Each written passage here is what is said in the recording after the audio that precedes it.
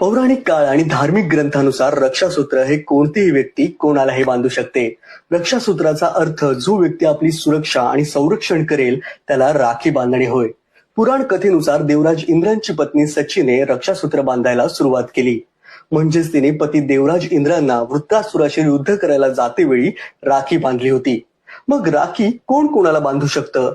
रक्षाबंधन केवळ बहीण भावामध्येच नाही तर गुरु आणि शिष्यांमध्येही साजरे केले जाऊ शकते. शिष्य गुरुला तर भक्त आपल्या देवांनाही राखी बांधतो.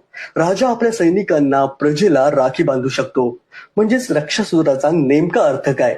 ज्यावेळी बहीण आपल्या भावाच्या मनगटावर राखी बांधते तेव्हा तिचे भाऊ तिच्या रक्षणाचे वचन देतो. राखीचा मूळ अर्थ पाहायला गेला तर बहीण आपली सुरक्षा नाही तर भावाच्या संरक्षणाची आणि दीर्घायुष्यासाठी यावेळी प्रार्थना करते.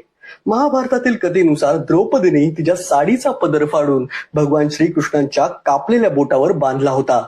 भगवान श्रीकृष्णांनीही तिचा आदर करून द्रौपदीच्या वस्त्रहरणावेळी तिचे रक्षण केले होते. रक्षाबंधन हे असे एक सूत्र आहे जे राखी बांधणारे आणि बांधून घेणारे दोघांनाही परस्पर संरक्षणाचं हमी देते. धन्यवाद.